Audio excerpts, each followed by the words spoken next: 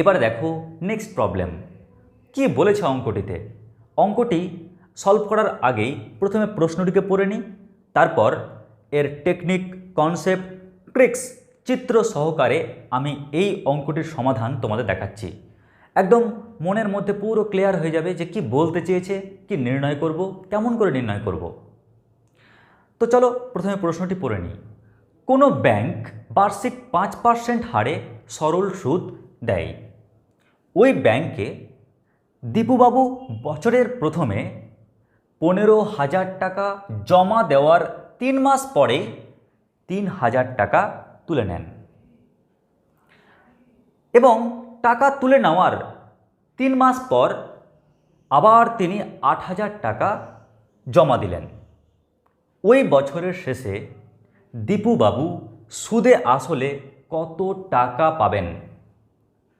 এই হচ্ছে প্রশ্ন। চলো এবার এই প্রশ্নটিকে আমরা একবার বুঝে নিই, তারপর চিত্র সহকারে তোমাদের দেখাবো। কে দীপুবাবু? উনি কি করছেন? একটা ব্যাংকে উনি টাকা জমা রাখতে চাইছেন। তাই যে ব্যাংকে উনি টাকা জমা রাখতে চাইছেন, ব্যাংকের কন্ডিশন হলো আমি ভাই 5% হারে কিন্তু সুদ দেব, বার্ষিক 5% হারে। অর্থাৎ ব্যাংক বলছে তুমি যদি আমার কাছে 100 টাকা জমা রাখো তাহলে বছরের শেষে কিন্তু তোমাকে 5 টাকা বেশি ইন্টারেস্ট দেব। অর্থাৎ আমাকে 100 টাকা দিলে যখন বছর শেষ হবে তোমাকে আমি 105 টাকা দেব। তো এটাই বলছে ব্যাংক। ঠিক আছে, এই শর্তে রাজি হয়ে গেল কে? দীপুবাবু। যে বাহ, আমি 100 টাকা দেবো আর ব্যাংক আমাকে 1 বছর পর 105 টাকা দেবে, 5 টাকা বেশি দেবে। দীপুবাবু খুশি। এবার দীপুবাবু কি করছেন?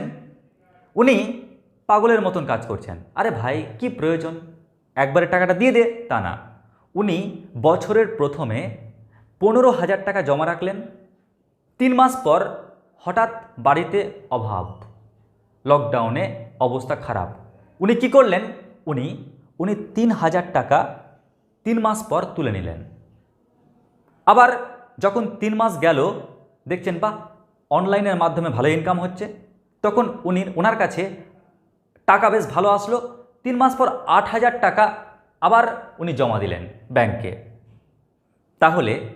তাহলে বছরে যখন শেষ হবে তখন ব্যাংক থেকে উনি সুদে আসলে কত টাকা পাবেন, এটাই নির্ণয় করতে বলেছে এই অঙ্কটিতে। তো এখানে না যার উপর বেশি ফোকাস দেওয়া হচ্ছে তা হচ্ছে সময়। কারণ এই সময়টা যদি তুমি বুঝতে পেরে নাও তাহলে এর আন্ডারে প্রত্যেকটা কাজ তুমি সহজে ভাঙতে পারবে। ওই জন্য আমি ফোকাস দিলাম কার উপর? সময়ের উপর। সময়। আচ্ছা দেখো, আমি যখন এই সময়ের উপর ফোকাস দিলাম আমরা কি দেখতে পাচ্ছি? দীপুবাবু বছরের প্রথমে টাকা জমা দিচ্ছে আর বছরের শেষে টাকাটা কালেক্ট করছে। কি বললাম আবার মন দিয়ে শোনো। দীপুবাবু বছরের প্রথমে টাকা জমা দিচ্ছে আর বছরের শেষে টাকা কালেক্ট করছে। অর্থাৎ আমরা এটাকে ভাঙতে পারি এইভাবে সময়টিকে। January, February, March, April, May, June, July, August, September, October, November, December. দেখো আমি কেন জানুয়ারি থেকে ডিসেম্বর লিখলাম? কারণ আমাকে প্রশ্নেই বলে দিয়েছে যে দীপুবাবু ব্যাংকে বছরের প্রথমে টাকা জমা করছে আর বছরের শেষে ওই বছরটারই শেষে টাকা পাচ্ছেন। তার মানে কি জানুয়ারিতে জমা দিলে ডিসেম্বরে পাচ্ছেন।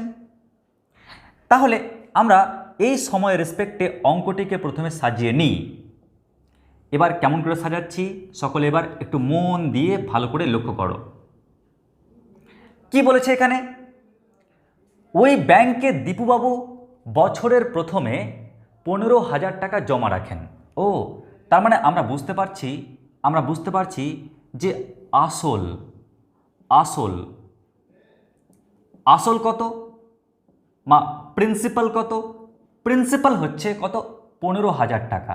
15,000 টাকা উনি জমা রেখেছেন। 15,000 টাকা, 1 টাকা 2 টাকা নয়, 15,000 টাকা। ব্যাস লিখে রাখলাম এত টাকা। এবার 3 মাস পর 3000 টাকা উনি তুলে নেন। ও 3 মাস পর জানুয়ারি থাকলো, ফেব্রুয়ারি থাকলো, মার্চ থাকলো, এই 3 মাস অবধি এই অ্যামাউন্টটাই থাকলো। থাকার পর 3 মাস পর জানুয়ারি ফেব্রুয়ারি মার্চ যখন পার হয়ে গেল 3000 টাকা তুলে নেওয়া হলো। তার মানে 3000 টাকা, কত টাকা? 3000 টাকা, এই 3000 টাকা কী করলো? তুলে নিল, মানে মাইনাস যা অ্যামাউন্ট ছিল 3 মাস পর 3000 টাকা তুলে নিল। ভালো কথা, 3000 টাকা তুলে নিলে কত পড়ে থাকে বলো তো? ছিল 15000 টাকা, 3000 টাকা তুলে নেওয়া হয়েছে, তাহলে 15000 থেকে 3000 বাদ দাও, পাচ্ছ কত? 12000 টাকা। 12000 টাকা, তার মানে এখন ব্যাংকে এত টাকা পড়ে আছে, ব্যাংকে জমা দিয়েছিল এত টাকা, 3 মাস পর 3000 টাকা তুলে নিলে ব্যাংকেও টাকাটা কমে যাবে, মানে 12000 টাকা পড়ে থাকবে, 15000 থেকে 3000 বাদ। এবার দেখো কীরকম পাগল মানুষ। আবার যখন 3 মাস হয়েছে না, ওনার কাছে কোনো ক্রমে টাকা এসছে, ভালো বেশ 8000 টাকা আবার ব্যাংকে জমা করেছেন। কবে? 3 মাস পর। মানে টাকা তোলার 3 মাস পর 1 মাস, 2 মাস, 3 মাস, যখন 3 মাস পার হলো তখন উনি আবার 8000 টাকা ব্যাংকে জমা করলেন। ও তার মানে এই 3 মাস যে অ্যামাউন্টটা ব্যাংকে ছিল তা 12000 টাকা। যখনই 3 মাস পার হলো, পার হওয়ার পর উনি আবার কি করলেন? আবার 8000 টাকা জমা করলেন, আবার 8000 টাকা জমা করলেন। ক্লিয়ার? 8000 টাকা প্লাস হয়ে গেল। এবার তোমরাই বলো, ব্যাংকের দিকে তাকাও, ব্যাংকের দিকে তাকিয়ে দেখছো ওর খাতায় জমা আছে 12000 টাকা। যেহেতু 8000 টাকা এক্সট্রা অ্যাড করলো পরের 3 মাস পর, ওই কারণে কি বুঝলাম? এবার কিন্তু বাকি সময়টাতে ওর টাকা কত হলো? 12000 প্লাস 8000 মানে কত? এর মানে হচ্ছে 20000 টাকা। 20000 টাকা। ব্যাস, তাহলে আমরা নিশ্চয়ই এই ফান্ডাটা সহজে বুঝতে পারলাম। আরেকবার দেখে নাও কি বলতে চাইছি। ওই ব্যাংকের দীপুবাবু বছরের প্রথমে 15000 টাকা রাখলো। তার মানে কি? বছরের প্রথমে একদম 15000 টাকা জমা করলো, 15000 টাকা। কিন্তু কোনো কারণে ওনার প্রয়োজন পড়েছে, তাই 3 মাস টাকাটা রাখার পরেই 3 মাস পর উনি 3000 টাকা তুলে নিয়েছেন। তো 3 মাস পর যদি 3000 টাকা তুলে নেন, তার মানে কি এপ্রিল মাস থেকে পড়ে গেল ওর শোচনীয় অবস্থা, ব্যাংকের ব্যালেন্স কমে গেল। 3000 টাকা তুললে ছিল 15000 টাকা থেকে 3000 টাকা বাদ দিলে কত পড়ে থাকে? 12000 টাকা। তার মানে 3000 টাকা তুলে নেওয়ার ফলে ওর ব্যাংকে পড়ে আছে 12000 টাকা। আবার দিনকাল ভালো কেটেছে, 3 মাস পর আবার 8000 টাকা অ্যাড করে দিয়েছে ব্যাংকে। তাহলে ওর তো ব্যাংকে খাতায় কারেন্ট ব্যালেন্স ছিল 12000 টাকা। এবার যখন 8000 টাকা অ্যাড করলো, তার মানে ওর বেড়ে গেল কত ব্যাংকের খাতায়? 20000 টাকা। তার মানে ব্যাংকে বর্তমানে কত টাকা রয়েছে? 20000 টাকা। তো আমরা এই যে আসল সময়ের রেসপেক্টে কেমন করে চেঞ্জ হলো তা দেখতে পেলাম। এবার আমাদের টার্গেট টাইম দেখি তো, কত সময়ের জন্য কত টাকা ব্যাংকে কিভাবে ছিল। এই 3 মাসের জন্য ছিল 15000 টাকা। তো 3 মাস মানে কত বছর বলতে পারবে? 3 মাস মানে দেখো, 3 মাস মানে হচ্ছে 3/12 বছর, তাই না? 3 মাস মানে 3/12 বছর। আচ্ছা, এর ক্ষেত্রে দেখো, এর ক্ষেত্রেও দেখতে পাচ্ছি 3 মাস। 3 মাস মানে কত? 3 মাস মানে 3/12 বছর। একই রকমভাবে এক্ষেত্রে কত? এক্ষেত্রে দেখো 1 2 3 4 5 6, পরেরটার ক্ষেত্রে 6 মাস। 6 মাস মানে কত বছর? 6 মাস মানে 6/12 বছর। তাহলে আমরা টাইমটাও ক্যালকুলেট করে নিলাম। যখন সময় গণনা হয়ে গেল, এবার আমার টার্গেট কি? সুদের হার, R%, বার্ষিক সুদের হার। এই অ্যামাউন্টটা কোথায় জমা রাখছে? ব্যাংকে। আর ব্যাংক বলছে 5% সুদের হার। যেহেতু ব্যাংক একটাই, তাই আমরা প্রথম ক্ষেত্রেও ব্যাংক বলছে ভাই তুই যে অ্যামাউন্টটা রেখেছিস 5% সরল সুদের হারে, তুই টাকা তুলে নে, আমি রাগ করব না, আমার কিন্তু পার্সেন্টেজ একই থাকবে। তুই যদি টাকা আবার রাখিস তাও আমি খুশিও হব না, রাগও করব না, পার্সেন্টেজ একই থাকবে, সেম।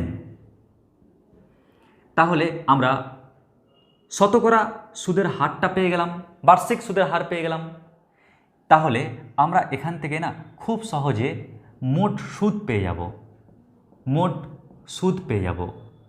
মোট সুদ মানে ইন্টারেস্ট, যার ফর্মুলা কি P into T into R by কত 100, তাই না? এটা তো সূত্র। এবার যদি আমরা এই ফর্মুলায় ফেলি তাহলে প্রত্যেকটা অংশের জন্য আমরা সুদ পেয়ে যাব। দেখো প্রথম 3 মাসে ওর টাকা অন্য ছিল ব্যাংকে, তাই সুদ একরকম হবে। তাই সুদ কি হবে দেখো, আই বা এক্ষেত্রে যে সুদ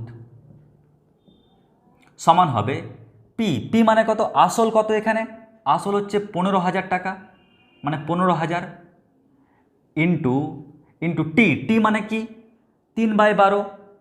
তো এক কাজ করি, 3/12, আমি 12টাকে হরে লিখে দিই, কেমন? আমাকে তো হরেই লিখতে হবে, তাই 3/12, 3/12 হরে 12 লিখলাম।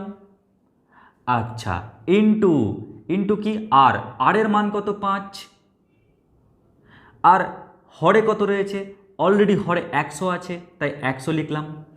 যদি তোমরা এটা কাটাকাটি করো, যদি ক্যালকুলেশন করো, তাহলে পাবে 187.5, 187.5 টাকা। ব্যাস, আমরা এই 3 মাসের জন্য এই আসলের দরুন সুদ পেয়ে গেলাম। এবার আমাদের টার্গেট এই ক্ষেত্রে সুদ কত হবে, কারণ ও কিন্তু ব্যাংক থেকে টাকা তুলে নিয়েছে, আর ব্যাংক থেকে টাকা তুলে নিলে ব্যাংকের খাতায় তার অ্যামাউন্টটা কমে গেল, তখন নিশ্চয়ই তার সুদও কমে যাবে। দেখি না কত টাকা সুদ হয়। আবার সেই একই ফর্মুলা, আসল ইন্টু সময় ইন্টু সুদের হার বাই 100। আসল কত এখানে, আসল হচ্ছে 12,000 টাকা, 12,000 গুণ সময়, সময় কত 3/12, তার মানে 3, আরে ভাই আমাকে তো হরে 12 লিখতেই হবে, তাই 12 লিখলাম হরে, ইন্টু সুদের হার কত 5%, অর্থাৎ 5, আর হরে কি জানি 100। ব্যাস, এবার যদি ক্যালকুলেশন করো তাহলে কি পাচ্ছ দেখো তো, আমরা 100-র জন্য দুটো শূন্য ক্যান্সেল করলাম, 12 দিয়ে 120 কাটলে কত হচ্ছে 10, 3 5 15, অর্থাৎ 150 টাকা, 150 টাকা। তাহলে আমরা লক্ষ্য করো দুটোর ক্ষেত্রে সুদ পেয়ে গেলাম। এবার তৃতীয় ক্ষেত্রে এর সুদ ক্যালকুলেট করি। এর সুদ কত হবে, সেম সুদের ফর্মুলা, আসল গুণ সময় গুণ সুদের হার বাই 100।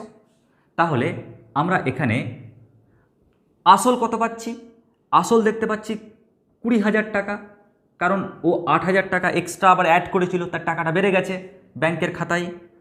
20,000 গুণ সময়, সময় কত 6/12, আচ্ছা 6 আর নিচে লিখছি কত বাই 12, ইন্টু ইন্টু 5%, তাই আর এর মানটা 5, কিন্তু হরে কত আছে অল টাইম 100। তাহলে এই যে দুটো শূন্য শূন্য কেটে যাচ্ছে, 6 দিয়ে কাটলে কত হচ্ছে 6 দুগুণে 12, 2 দিয়ে কাটো, 2 দিয়ে 200 কাটলে কত হচ্ছে 100, তার মানে 5 গুণ 100 মানে কত 500 টাকা। তো লক্ষ্য করো আমরা কিন্তু আলটিমেটলি বছরের শেষে, দেখো এই যে বছরটা কমপ্লিট হলো, বছরের শেষে আমরা মোট সুদ কত তা কিন্তু বের করতে পেরে নেব। তাহলে বলো তো মোট সুদ কত হবে, মোট সুদ কত হবে?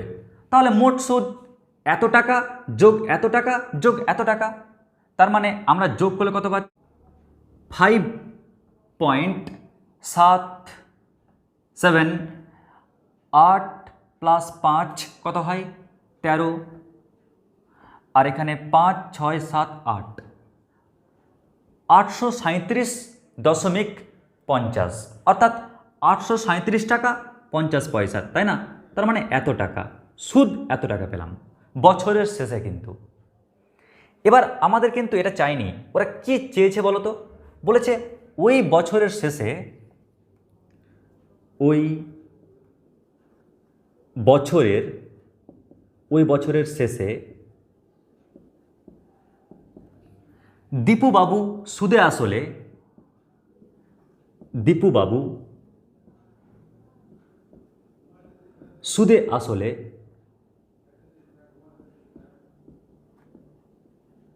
আসলে